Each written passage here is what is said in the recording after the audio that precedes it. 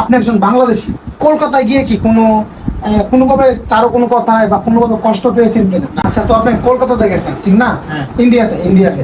আচ্ছা, তো প্রথমত আমি জানতে চাই যে আমি যদি ইন্ডিয়াতে যেতে চাই, আমার কি কি প্রয়োজন?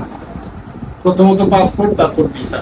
আচ্ছা, পাসপোর্ট ভিসা। আচ্ছা, পাসপোর্ট ভিসা আমি নিলাম, তারপর আপনি প্লেনে যাবেন কিনা, বাসে যাবেন কিনা, বা ট্রেনে যাবেন কিনা সেটা একটা আমার ইচ্ছা। আচ্ছা, ওকে, ধন্যবাদ। আপনি কিভাবে গিয়েছেন? আমি ট্রেন দিয়ে গেছি। ট্রেন দিয়ে? হ্যাঁ। আচ্ছা, ওকে। প্রথম বাংলাদেশের কোন জায়গা থেকে ট্রেনে উঠছেন, কোথায় গিয়ে নামছেন, একটু জানতে চাই। প্রথম টিকিট করছি এর থেকে কমলাপুর থেকে। Kamalapur rail station? হ্যাঁ, রেল স্টেশন থেকে আমি অনলাইনে টিকিট করছি। আচ্ছা, কমলাপুর থেকে তারপর গেছি এই বেনাপোল আচ্ছা, আচ্ছা। বর্ডার। এখান থেকে তারপর বেনাপোল বর্ডারে গিয়ে এখান থেকে ইমিগ্রেশন কমপ্লিট করে তারপর কমপ্লিট করার পর এখান থেকে মানি এক্সচেঞ্জ করছি, জি জি। টাকাকে রুপিতে কনভার্ট করে তারপর এখান থেকে টাকাকে রুপিতে কনভার্ট মানে মুস্তাফিজুর সাকিবুল হাসানকে যা দিয়ে কিনে। আচ্ছা আচ্ছা, হ্যাঁ, তারপর এখান থেকে এক মিনিট ম্যাডাম বেনাপলি আপনি থাকেন। যেই রুপির অভাবে চেন্নাই সুপার কিংসে মুস্তাফিজকে নিতে পারে নাই, ঠিক কি না? হ্যাঁ। আচ্ছা, ওকে, রুপি। হ্যাঁ, তারপর বাংলাদেশের টাকাকে আপনার রুপিতে কনভার্ট করার পর তারপর এখান থেকে অটো দিয়ে গেছি Bongaon Bongaon rail station. Bongaon rail station, হ্যাঁ। ইন্ডিয়াতে? যাক, আপনি অলরেডি ইন্ডিয়াতে। হ্যাঁ, আমি ইন্ডিয়াতে। ওকে ওকে। তারপর এখান থেকে 20 রুপি দিয়ে একটা ট্রেনের টিকিট নিছি। টিকিট নিয়ে তারপরে বনগাঁও থেকে 3 ঘন্টায় আমি এতে চলে গেছি শিয়ালদা স্টেশন। আচ্ছা, কলকাতা। এক মিনিট, বনগাঁ থেকে আপনি শিয়ালদা স্টেশনে হ্যাঁ। কয় রুপি? 20 রুপি। 20 রুপি বাংলাদেশে কত টাকা হবে? 20 রুপি মানে এই 30 টাকার কাছাকাছি বা 25 টাকা। মাত্র 25-30 টাকা দিয়ে আপনি 3 ঘন্টার জার্নি। তো অনেক অনেক রাস্তা। হ্যাঁ, অনেক রাস্তা। তো আমাদের বাংলাদেশে তো আপনার 3 ঘন্টা জার্নি যদি আপনি ট্রেন দিয়ে করতে চান, মোটামুটি ভালো টাকা, মিনিমাম 100 টাকার বেশি লাগবে, হ্যাঁ, ঠিক না? 100 টাকার বেশি লাগবে। আচ্ছা, ওকে, তার মানে দাম অনেক কম ট্রেনের টিকিটের। ট্রেনের টিকিটের দাম। আচ্ছা, আমি আসলে আমার একটা জিনিস মনে পড়ে গেছে, রাজুদার ভাইরাল পরোটা, নাম তো শুনছেন? হ্যাঁ, শুনছি। রাজুদার পরোটা বিক্রি করার সময় বলতো মাত্র 30 টাকা আনলিমিটেড সবজি হাবি যাবি, যা দিয়ে একটা ট্রেনের টিকিটও হবে না। তার মানে এটা বাস্তব, মানে ইন্ডিয়াতে ট্রেনের টিকিটের দাম খুবই কম। হ্যাঁ, লোকাল ট্রেনের টিকিটের দাম। আচ্ছা, ওকে, তারপর আপনি বনগাঁও থেকে শিয়ালদা স্টেশন। হ্যাঁ, ওকে, তারপর শিয়ালদা স্টেশন থেকে ওইখান থেকে বের হয়ে আমরা ট্যাক্সি নিছি কলকাতা সেই বিখ্যাত ফেমাস ট্যাক্সি গুলা, হলুদ ট্যাক্সি। ও হ্যাঁ হ্যাঁ, ট্যাক্সি দিয়ে তারপর ওইখান থেকে ওই কলকাতার বিখ্যাত হলুদ ট্যাক্সি, যেগুলা দিয়া অমিতাভ বচ্চন নাচ গান করতো, মুভিতে আমরা দেখতাম মাঝে মধ্যে। ট্যাক্সি দিয়ে তারপর ওইখান থেকে এসে একটা হোটেলে গিয়ে ওইখানে আমরা রুম নিয়ে। এটা কি কলকাতাতে? হ্যাঁ, কলকাতা। এটা হাওড়া ব্রিজের কাছাকাছি। হাওড়া ব্রিজের কাছাকাছি। হ্যাঁ। তারপর ওইখান থেকে ওই দিন, এর আগের দিন রবি ঠাকুরের জন্মদিন ছিল।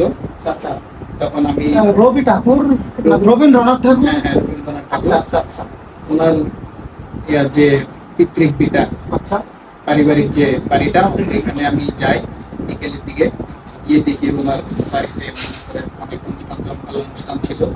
তারপর ফ্রিতে ওইখানে ওদের বাড়িতে রবীন্দ্রনাথের বাড়িতে জমকালো অনুষ্ঠানে যুক্ত হয়েছেন আপনি? হ্যাঁ। ও মাই গড, বিশেষ হয়ে যাচ্ছে না? তারপর এখানে সবার সাথে আনন্দ উৎসবের মেতে উঠি, আর লোকাল কয়েকজন ছেলে মেয়েদের সাথে পরিচয় হয়, তাদের সাথে কথা বলি।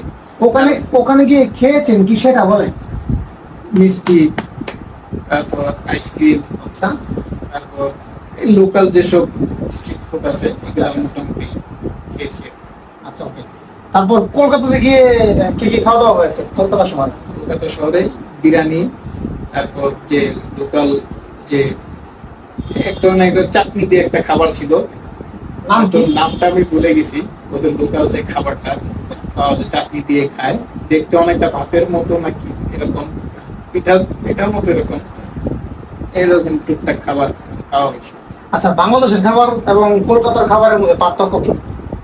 পার্থক্য তেমন এত ডিফারেন্স না, মোটামুটি কাছাকাছি, শুধু মশলার পরিমাণটা হয়তো আমার একটু কম দিয়ে থাকে। আচ্ছা। বাঙালিরা, আমরা বাংলাদেশের মানুষ যেরকম মশলা প্রিয় খাবার পছন্দ করি, ওদের মশলাটা একটু কম দেয়। আচ্ছা, ওকে, তো বাংলাদেশের মানুষের খাবারের মধ্যে মশলা বেশি এবং কলকাতা মানে ইন্ডিয়ার মানুষের খাবারের মধ্যে মশলাটা একটু কম। একটু বেশি, হ্যাঁ একটু কম। একটু কম। ওকে, কলকাতার মানুষ কি হিন্দি বলে নাকি বাংলা? শহরের মানুষ হিন্দি বলে, আপনি যদি ওনাদের সাথে বাংলায় কথা বলতে চান তাহলে আপনাকে শুরুতে বাংলা দিয়ে কথা বলতে হবে। আচ্ছা, তার মানে ওনারা বাংলা হিন্দি দুইটাই মারে। হ্যাঁ, দুটাই বলে।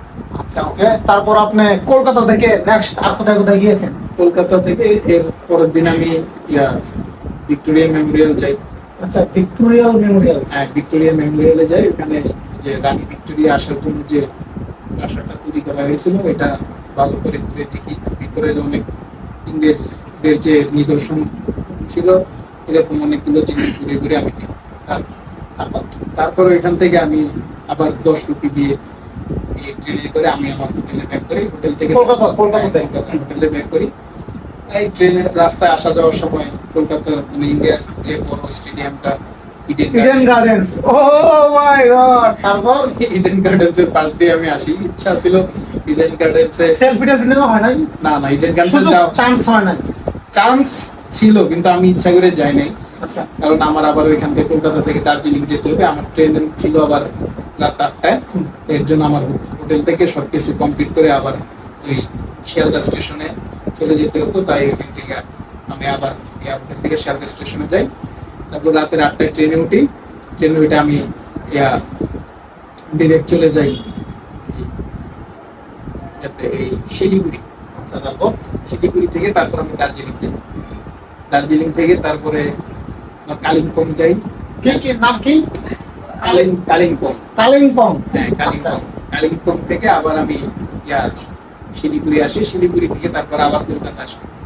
এর মধ্যে অনেক প্রায় 6-7 দিনের জার্নি, অনেক কিছু দেখি। আচ্ছা, যাই হোক, তো 6-7 দিনের জার্নি টোটাল, এবং কলকাতা থেকে ইন্ডিয়াতে মোটামুটি ভালো জায়গায় আপনি ঘোরাফেরা করছেন। হ্যাঁ। আচ্ছা, তো মানুষের আদর আপ্যায়ন ভালোবাসা কেমন পেয়েছেন? কারণ আপনি একজন বাংলাদেশের মানুষ, ইন্ডিয়াতে গিয়েছেন।